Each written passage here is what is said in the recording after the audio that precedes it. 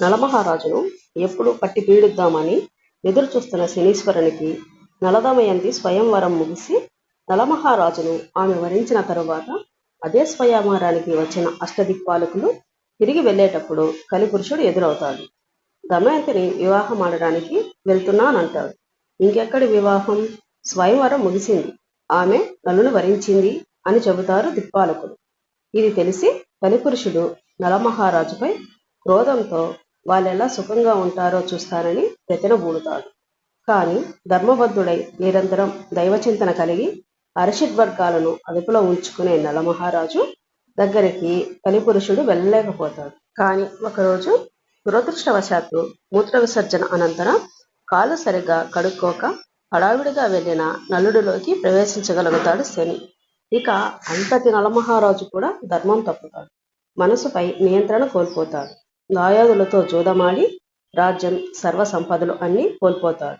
భార్య దమయంతి ఎంత చెప్పినా వినిపించుకోడు. వెంటనే ఆమె శారదని పిలిచి పిల్లలిద్దరిని పుట్టింటికి పంపించి వేస్తుంది. రాజ్యం దాయాదులకు అప్పగించి నలదమయంతులు ఇద్దరు అరణ్యాలకు బయలుదేరుతారు.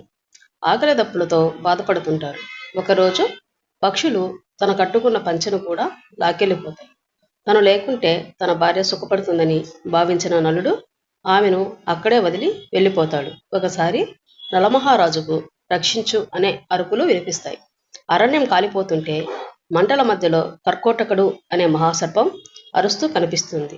దాన్ని కాపాడి నదిలో వేయబోతుంటే అది కాటేస్తుంది. దాంతో అందమైన నలమహారాజు మరుగుజ్జు అయిన కురూపిగా మారిపోతాడు. నీకు సాయం చేసిన నన్నే కాటేశావెందుకు అని అంటాడు నలుడు. నీ అసలు రూపం నీ ప్రతిష్టను దెబ్బతీస్తుంది. నీకు మాత్రమే తెలిసిన అశ్వహృదయం విద్యతో ఋతుపర్ణ మహారాజును ఆశ్రయించు. నీకు అవసరమైనప్పుడు నన్ను తలుచుకుంటే ఒక దివ్య వస్త్రం వస్తుంది. దాని సహాయంతో నీ స్వరూపాన్ని పొందగలవని చెబుతాడు కర్కోటకుడు. నలుడు బాహుకుడనే పేరుతో ఋతుపర్ణ మహారాజు దగ్గర వంటవాడిగా చేరుతాడు. అశ్వహృదయ విద్య ద్వారా ఒండి గుర్రాలను లొంగ తీసుకోగలుగుతాడు. ఒక్క రాత్రిలోనే ఒక ఊరి నుంచి వేరే ఊరికి వెళ్ళగలడు. అరణ్యంలో ఉన్న దమయంతి భర్త కోసం వెతుకుతూ ఇద్దరు బ్రాహ్మణుల సహాయంతో శుభగాపురం చేరుతుంది. అక్కడ రాజమాత చూసి దమయంతిని తన దగ్గర పెట్టుకుంటుంది. నలదమయంతుల జాడ తెలుసుకోవడానికి దమయంతి తండ్రి వేగులను పంపుతాడు. అలా శుభగాపురం చేరిన వేగుల ద్వారా రాజమాతకు ఆమె దమయంతి అని తెలుస్తుంది. తన పెద్దమ్మ దగ్గరే చేరానని అర్థమైన దమయంతి తన తండ్రి దగ్గరకు వెళ్ళిపోతుంది. ఆమె కొంతమంది బ్రాహ్మణులను పిలిచి అన్ని రాజ్యాలకు పంపిస్తుంది. అర్ధరాత్రి సమయంలో అరణ్యంలో పతివర్త అయిన తన అమాయకపు భార్యను వదిలి వెళ్ళడం ధర్మమేనా, అలాంటి పురుషుడున్నాడా అనే ప్రశ్న అన్ని సభల్లోనూ అడగమంటుంది.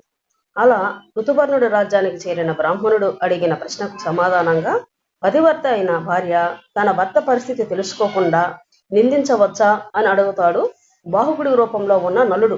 ఇది తెలిసిన దమయంతి ఆయనే నలమహారాజుని నమ్ముతుంది.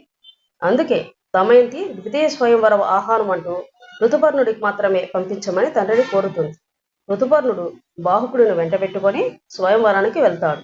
దారిలో నీకు అశ్వహృదయం విద్య తెలిస్తే నాకు కూడా మరో విద్య తెలుసు.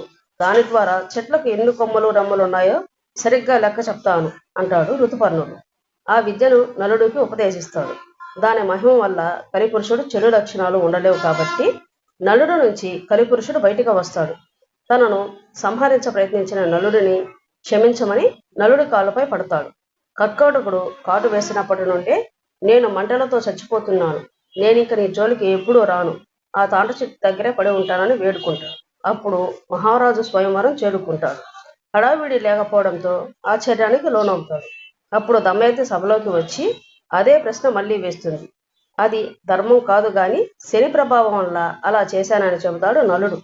ద్వితీయ స్వయంవరం కూడా నిన్ను చేరడానికే చెబుతుంది అంటుంది దమయంతి. నలుడు కర్కోటకుడిని తలుచుకుంటాడు. దివ్య వస్త్రం వస్తుంది. అది ధరించగానే విషప్రభావం నశించి కురీపు రూపం పోయి నలమహారాజులా మారిపోతాడు. అప్పుడు శని వచ్చి రాబోయే కాలంలో నీ చరిత్రను పద్య రూపంలోనో గద్య రూపంలోనో మరేదైనా రూపాన విన్నా పాడినా తలచిన వారి జోలికి వెళ్ళనని వరమిస్తాడు. శని నుండి మనం తప్పించుకోగలం ఎలాగంటే ఈ కాలం పేరే కలికాలం. కలి ఎలాగైనా వెంటాడి తీరుతాడు. ఈ యుగంలో ధర్మం అడుగంటి ఉంటుంది. కావున ఎవరికైనా చిన్న సహాయం చేసినా కలి నుండి మనం కొంత తప్పించుకుంటాం. మనస్ఫూర్తిగా రోజు ఒక్కసారైనా దైవస్మరణ చేసినా చాలు. శని నుండి మనం కొంత తప్పించుకుంటాం.